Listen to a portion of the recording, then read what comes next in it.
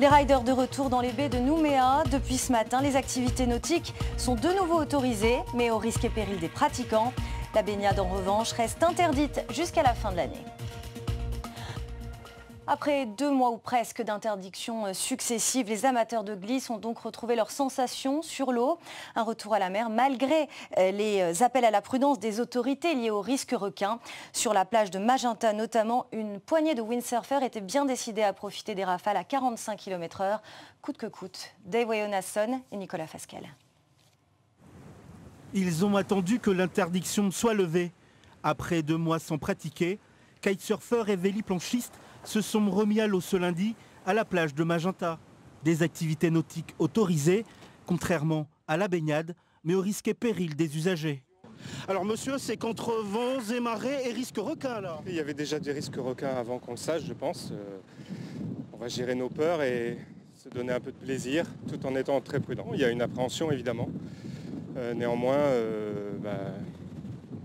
on ne sait pas. C'est des sports où on va s'engager dans la mer, c'est évidemment à nos risques et périls.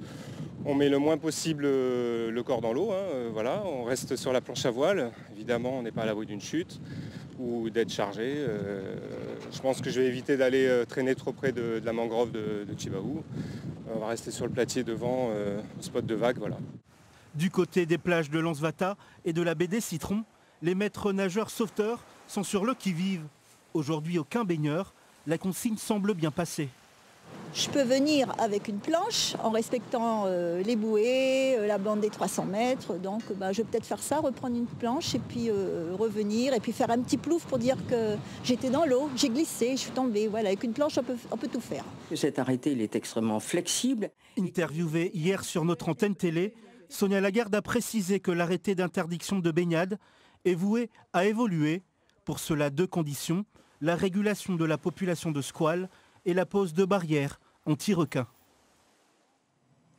Et cette situation est vivement critiquée par l'opposition. Ce matin, Jérémy Catidjo-Monnier organisait une conférence de presse pour dénoncer l'inaction de la mairie de Nouméa dans ce dossier des attaques de requins. Le conseiller municipal de Calédonie Ensemble n'est pas contre l'arrêté de Sonia Lagarde, mais il estime qu'elle n'aurait rien fait depuis l'attaque du petit Anthony par un requin bulldog il y a 4 ans. On l'écoute au micro de David Sigal et Gaël Decheverry. Madame Sonia Lagarde nous dit depuis 4 ans qu'elle construira un filet anti-requin. Rien n'a été fait. Rien n'a été fait non plus sur les smart drumlines qu'on connaît bien, qui sont des balises qu'on installe au loin pour attirer les requins et alerter les postes de surveillance, évacuer les plages, comme en Australie. Rien n'a été fait. Rien n'a été fait non plus sur les drones. Aujourd'hui, en Australie, sur les plages australiennes, des dizaines de plages australiennes sont équipées de drones qui tournent en permanence sur les plages. Et aujourd'hui, on n'envoie les drones que lorsqu'il y a un signalement, c'est-à-dire trop tard. Donc clairement, on aurait pu éviter ça et on se rend compte aujourd'hui que cette inaction, ce sont les Nouméens qui le payent et les sociétés et les entreprises touristiques qui auront énormément de difficultés à remonter la pente. On voit que l'exemple du GIP, Centre de risque requin à La Réunion, fonctionne bien.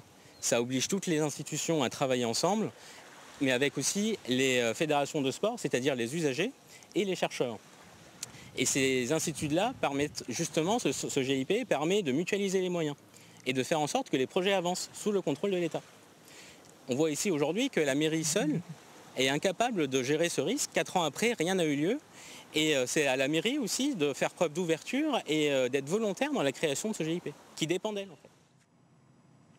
Et Nouméa n'est pas la seule commune concernée par le danger requin. Nous vous en parlions hier. À Koné, ce dimanche, des témoins ont aperçu un requin de 3 mètres près de la plage de Foué. Aussitôt alertée, la mairie a pris un arrêté d'interdiction de baignade jusqu'à nouvel ordre. Brice Bachon, Nathan Pauteta. C'est à proximité de cette mangrove que l'animal d'environ 3 mètres a été aperçu ce dimanche en fin de journée par un pêcheur, à seulement quelques mètres du bord de plage. La baie de Foué, un formidable écosystème, une véritable nurserie pour les bébés requins, mais il est rare d'en voir d'une telle taille ici. Jamais vu de requins. Les gens qui viennent, ils disent qu'ils voient des requins. Moi, jamais vu. Jamais vu de requins. Pourtant, je suis ici, moi j'habite là. Je suis debout ici presque tous les jours. Je regarde les gens qui sont là, qui se baignent, en cas s'il y a quelque chose. Mais je sais qu'un jour ou l'autre, peut-être qu'il y aura une attaque de requins ou je sais pas. Mais je regarde tout le temps. La mairie a vite réagi. Alerté en fin de journée ce dimanche, l'arrêté est déjà placardé sur la plage.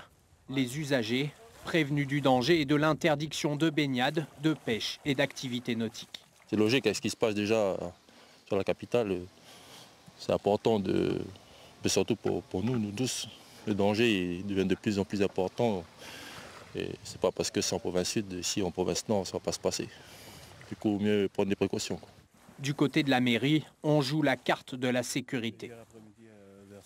On est dans le préventif complètement, là. Donc le maire a signé l'arrêté ce matin, sans date de fin, jusqu'à nouvel ordre. On interdit la baignade à Fouet et autour de Fouet. Et puis dans 3 ou 4 jours, s'il n'y a pas d'autres alertes ou signalements, on lèvera sûrement l'arrêté d'interdiction. Toute la semaine, des rondes seront effectuées par les gardes champêtres ou les gardes nature. Objectif, s'assurer que l'animal a quitté la zone avant de pouvoir lever l'interdiction.